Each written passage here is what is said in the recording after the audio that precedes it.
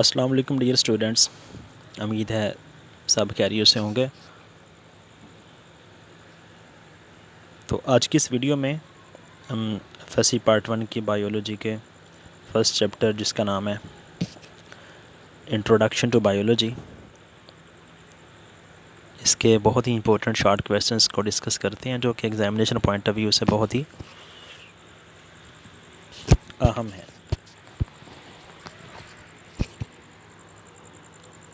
इसमें सबसे पहला जो क्वेश्चन है वो है define parasitology.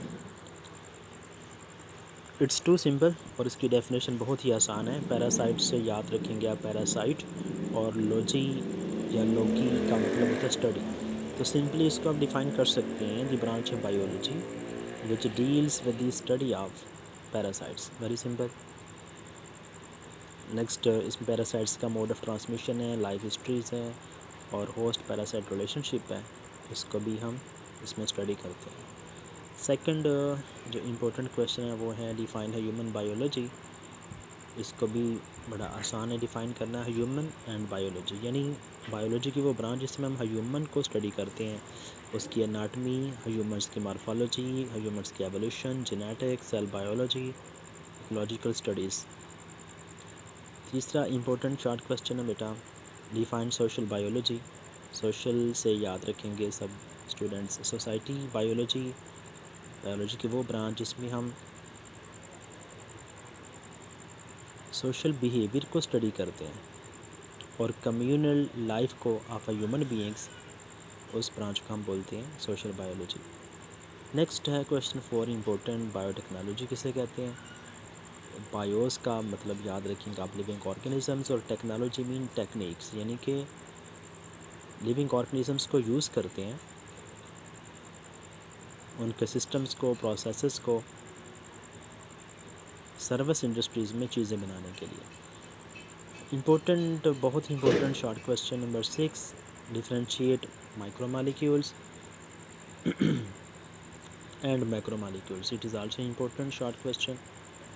Question number 6, micromolecules. Micro का मीनिंग स्टूडेंट्स याद रखेंगे लो, और मालिक्यूल्स यानी जिन मालिक्यूल्स का मोलेकुलर वेट लो होता है उनको माइक्रोमोलिक्यूल्स बोलते हैं, और जिन मालिक्यूल्स का वेट मोलेकुलर वेट ज़्यादा होता है उनको मैक्रोमोलिक्यूल्स बोलते हैं। एग्जांपल्स आप दे देंगे सिंपल सी।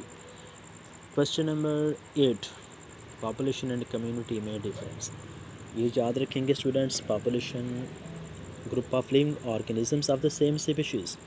स्टूडेंट्स इसमें सेम स्पीशीज़ बहुत ही इंपॉर्टेंट वर्ड, ये आपने लास्ट में लिखना है। लिविंग ऑर्गेनिजम्स का ग्रुप, एक ही स्पीशीज़ का जो एक ख़ास जगह, ख़ास वक़्त में ख़ास जगह पे रहता हो। और कम्युनिटी हम डिफ़ाइन करते हैं डिफरेंट स्पीशीज़ की पॉपुलेशंस को एक ही जगह पे, सेम हैबिटाट, सेम जगह पे जो डिफरेंट स्पीशीज़ की पॉपुलेशंस होते हैं उसको कम्युनिटी बोलते हैं। Question number 9, it is also important short question, deductive reasoning और इंडक्टिव रीजनिंग। सिंपली स्टूडेंट्स आपने इसको डिफ़ाइन करना है। डिडक्टिव रीजनिंग जो है वो जनरल से स्पेसिफिक की तरफ चलती है, और इंडक्टिव रीजनिंग जो है वो स्पेसिफिक से जनरल की तरफ। अलग से भी क्वेश्चंस आ सकते हैं। क्वेश्चन नंबर 10 है, डिडक्टिव रीजनिंग क्या होता है, गिव एग्जांपल, और इंडक्टिव रीजनिंग क्या होता है उसकी एग्जांपल देनी है। सिंपली आप डिफ़ाइन करेंगे और एक एग्जांपल दे देंगे। उसके बाद next question number 12, phyletic lineage. Important question है। फाइलेटिक लीनिएज एक अबाउट दाद से लेके, एंसेस्टर्स से लेके डिसेंडेंट्स यानी औलाद तक एक ना टूटने वाली अनब्रोकन सीरीज़ होती है स्पीशीज़ की, जिसमें स्पीशीज़ अपने अबाउट दाद से नस्ल दर नस्ल दर नस्ल चलती रहती है, वो सीरीज़, वो सिलसिला।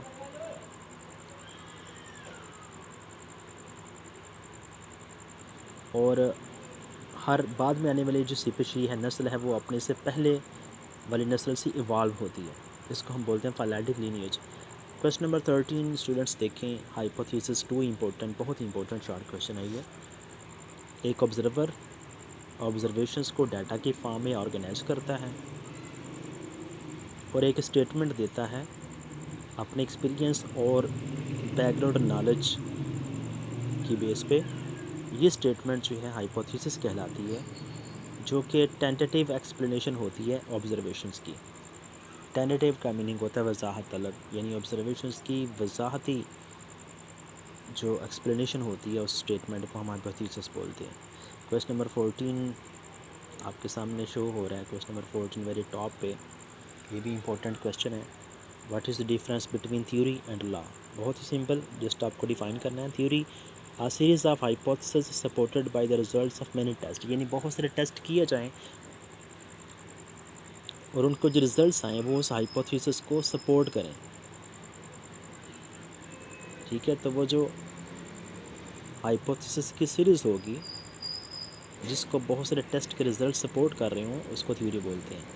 अब लॉ को डिफ़ाइन करें, सिंपली डिफ़ाइन करना आपने। साइंटिफिक लॉ जो होता है वो नेचर का यूनिफॉर्म सीधा सीधा सा या मुस्तकिल हकीकत होती है जिसको झुटलाया नहीं जा सकता, यानी ये इररिफ्यूटेबल ना झुटलाई जाने वाली थ्योरी होती है। मसलन हार्डी वेनबर्ग लॉ और मेंडल्स लॉज ऑफ इनहेरिटेंस, वरासत के मेंडल के कवानीन, मैट्रिक में आपने पढ़ा था, वेरी सिंपल।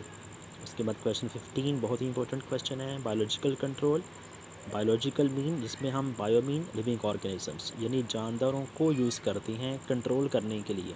क्या कंट्रोल करने के लिए इसमें हम देखते हैं, यानी कि फसलों के कीड़े मकोड़े जो फसलों को तबाह करते हैं उनको पेस्ट कहते हैं। उन पेस्ट्स को डिस्ट्रॉय किया जाता है लिविंग ऑर्गेनिजम्स को यूज़ करके, ठीक है, जो कि उनके साथ compete करते हैं, मुकाबला करते हैं या उनको खा जाते हैं।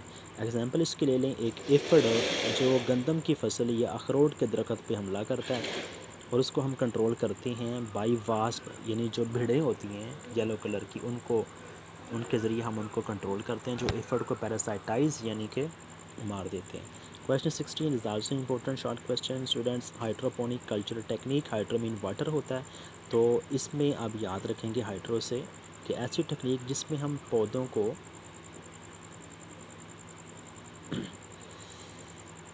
टेस्ट किया जाता है कि कौन सा मिनरल या न्यूट्रिएंट पौधे के लिए, पौधे की ग्रोथ के लिए ज़रूरी है कि नहीं। इस काम के लिए प्लांट्स को ग्रो किया जाता है हवादार पानी में जिसके अंदर न्यूट्रिएंट्स भी ऐड किए जाते हैं। Question 17 students, what is the importance of hydroponic culture technique? ये इंपॉर्टेंट क्वेश्चन नहीं है। एनीहाउ आप ये 2 पॉइंट्स लिख लें अगर आ जाए तो, कि ये इस टेस्ट करने के लिए यूज़ की जाती है टेक्निक, इसकी इम्पोर्टेंस है। किस काम को टेस्ट करने के लिए यूज़ की जाती है कि कोई ख़ास न्यूट्रिएंट प्लांट्स की ग्रोथ के लिए ज़रूरी है कि नहीं है। दूसरे नंबर पे एस्ट्रोनॉट्स जो लोग, जो साइंटिस्ट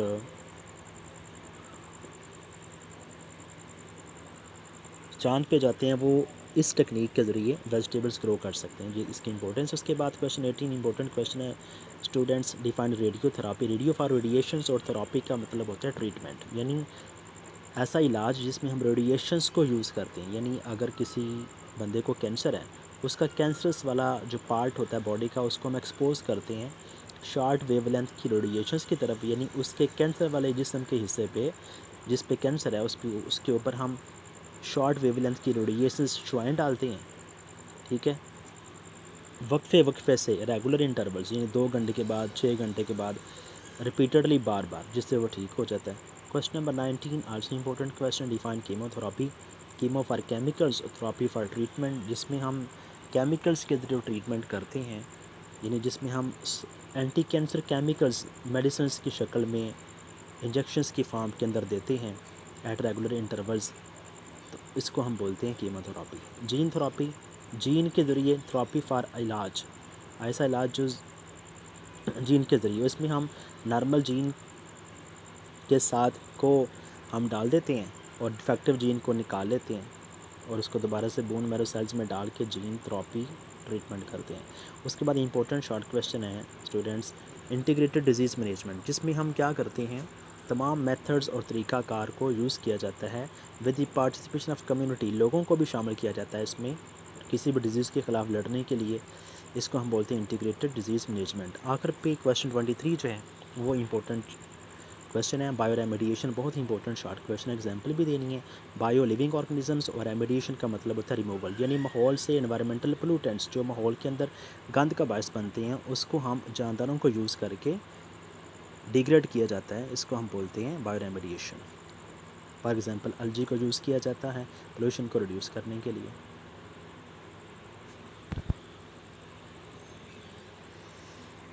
यानी रिमूवल ऑफ और डिग्रेडेशन ऑफ एनवायरमेंटल पोलूटेंट्स, यानी माहौलियाती जो आलूदाकार चीज़ें होती हैं जो माहौल को गंदा करती हैं। जैसे किसी जगह तेल बह गया, ठीक है, तो वो माहौल को आलूदा कर रहा है, तो हम एलजी को छोड़ते हैं जो कि उन एनवायरमेंटल पोलूटेंट्स को डिग्रेड करती हैं या वहाँ से रिमूव कर देती हैं। इस तरह से एलजी को रिड्यूस पोल्यूशन कम करने के लिए यूज़ किया जाता है of heavy metals by bio absorption होता है बायो फॉर लिविंग ऑर्गेनिज्म, और एब्जॉर्ब मीन जज़ब करना, यानी एलजी जो है वो हैवी मेटल्स को एब्जॉर्ब कर लेती है। इस तरह से LG pollution of heavy metals को रिड्यूस करने में हेल्प करती है। तो इस चैप्टर में यही इंपॉर्टेंट शॉर्ट क्वेश्चंस, उम्मीद है कि आप सबको समझ आ गई होगी।